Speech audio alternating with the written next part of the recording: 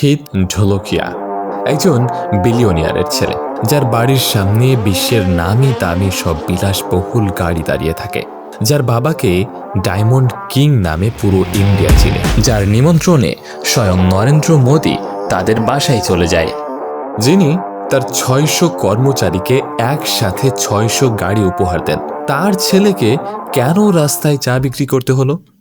আবার নির্দিষ্ট সময় পর তাকে হেলিকপ্টার দিয়ে উদ্ধার করে আনা হলো। কিন্তু কেন এসব হয়েছে সবই জানবো এই ভিডিওতে, যে ঘটনা সিনেমাকেও হার মানায়। সাবিত ঢোলাকিয়া, যার 8 ছেলে, যার মধ্যে সর্বকনিষ্ঠ হচ্ছে হিথ ঢোলাকিয়া, যে এই গল্পের নায়ক। ডায়মন্ড তাদের পারিবারিক বিজনেস, যার জন্য ওনাকে ডায়মন্ড কিং নামে পুরো ইন্ডিয়া চিনে। এই ভদ্রলোক নিজের কর্মচারীদেরকে দীপাবলিতে গাড়ি, ফ্ল্যাট, গয়না উপহার দেয়। তিনি 600 কর্মচারীকে একসাথে 600 গাড়ি উপহার দিয়েছিলেন। দেশে বিদেশে সম্পদের পাহাড়, দেশের বিভিন্ন শহরে বিলাসবহুল গাড়ি, বাড়ি, বাংলো। অন্যান্য বিলিয়নারদের যেমন থাকে, তাদেরও কোনো অংশে কম নেই। এই পুরো গল্পের শুরুটা হয়েছিল লন্ডনের একটা রেস্টুরেন্ট থেকে, প্রায় 23 বছর আগে। তাদের পরিবারের কয়েকজন সদস্য ব্যবসার কাজে লন্ডনে গিয়েছিলেন। খাওয়া শেষে বিল আসার পর তারা দেখলেন বিল বেশি। লক্ষ্য করে দেখলেন একটা পাঁপড়ের দাম 3 পাউন্ড, যা ভারতীয় রুপিতে প্রায় 250 রুপির মতো ছিল। এই পাঁপড় অর্ডার করেছিল হিতের সবচেয়ে বড় ভাই। এটা দেখে তার বাবা তাকে কথা শোনায় যে এটা অপ্রয়োজনীয় খরচ, এই পাঁপড় অনেক সস্তায় ঘরে তৈরি করা যায়। তখন বড়রা বুঝলেন তাদের সন্তানরা টাকার মূল্য বুঝছে না। তারপর তার বাবা এক কঠিন সিদ্ধান্ত নেয়, তার 8 জন ছেলে সবাইকে 1 মাসের জন্য বাড়ি ছাড়তে হবে এবং তার সাথে কঠিন কিছু শর্ত জুড়ে দেওয়া হয়। কখনো নিজের আসল পরিচয় বলা যাবে না, ফোন ব্যবহার করা যাবে না, কোনো আত্মীয় স্বজনের সাথে যোগাযোগ করা যাবে না। প্রতি সপ্তাহে নতুন কাজ খুঁজতে হবে, মানে 1 মাস শুধু একটা কাজ করলেই হবে না, 1 মাস সম্পূর্ণ নিজের উপার্জনে বাঁচতে হবে। এই 1 মাস সে কোন শহরে থাকবে তাও তার পরিবারের লোকেরাই নির্ধারণ করে দেন। এই পুরো চ্যালেঞ্জের মূল উদ্দেশ্য ছিল 3টা: টাকার মূল্য বোঝা, সাধারণ মানুষের কষ্ট বোঝা, নিজের পরিচয় ছাড়া নিজের আসল সক্ষমতা জানা। এই শর্তে 8 ভাইয়ের 7 ভাই সবাই এই চ্যালেঞ্জ সম্পন্ন করেন। এখন সিরিয়াল সবার ছোট হিতের। তার জন্য গ্যাংটক শহরকে নির্ধারণ করা হয়। পাহাড়ি এলাকা, ছোট একটা শহর। তাকে বিমানের টিকিট দেওয়া হয়। নিয়ম অনুযায়ী অল্প কিছু টাকা দেয়, সাথে রাস্তায় কিছু খাওয়ার জন্য। কিন্তু হিথ বলে, আমি টাকা নিব না, আমি সবার থেকে আলাদা কিছু করব, আমি 0 টাকায় বাড়ি থেকে বের হব।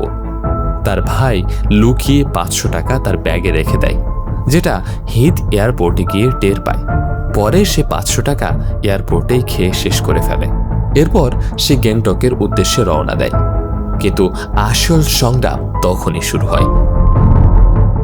তার কাছে ফোন নেই, পরিচয় নেই, টাকা নেই, আছে শুধু একটা ব্যাগ আর নিজের উপর বিশ্বাস। গ্যাংটকে পৌঁছে সে প্রথমে থাকার জায়গা খুঁজতে থাকে, কিন্তু কোথাও সহজে রুম দেয় না। কারো সন্দেহ হয়, কেউ পাত্তা দেয় না। শেষ পর্যন্ত খুব খারাপ একটা জায়গায় থাকতে হয় তাকে, মাটিতে ঘুমাতে হয়। প্রচণ্ড ঠান্ডা ছিল সেখানে। হঠাৎ পুলিশ এসে তাকে জিজ্ঞাসাবাদ শুরু করে, কিন্তু সত্য পরিচয় দেওয়া যাবে না। সে একটু ভুলভাল বলায় একটা পুলিশ তাকে কষে একটা থাপ্পড় মারে। অনেক কষ্টে সে সেই রাত পার করে। এরপর সে কাজ খুঁজতে শুরু করে।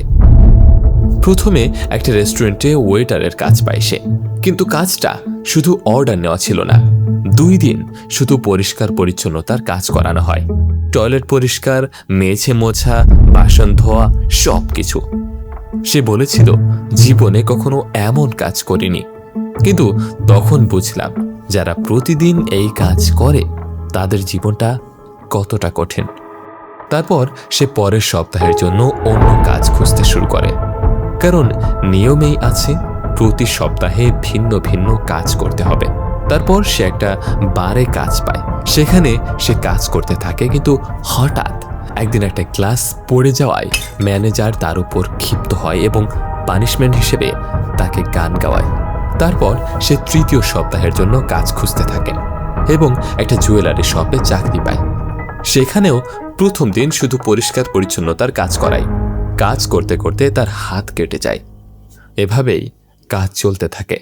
কিন্তু এখানে একটা মজার ব্যাপার হচ্ছে, সে যেই জুয়েলারি শপে কাজ করছে সেখানে তাদের কোম্পানির ডায়মন্ড নেকলেস এগুলো বিক্রি হচ্ছে। সে চিনতে পেরেও কিছু বলতে পারছে না, কারণ শর্তে ছিল পরিচয় দেওয়া যাবে না। তারপর চতুর্থ মানে শেষ সপ্তাহ জুড়ে সে ফুটপাতে চা এবং আইসক্রিম বিক্রি করে। এভাবে 1 মাস শেষে নিজের উপার্জনে থেকে খেয়ে তার কাছে 18,000 রুপি ছিল। এখানে সে তার করুণ অনেক অভিজ্ঞতার কথা শেয়ার করেছেন। অনেক নোংরা রুমে থাকতে হয়েছে তাকে, নোংরা টয়লেট ব্যবহার করতে হয়েছে।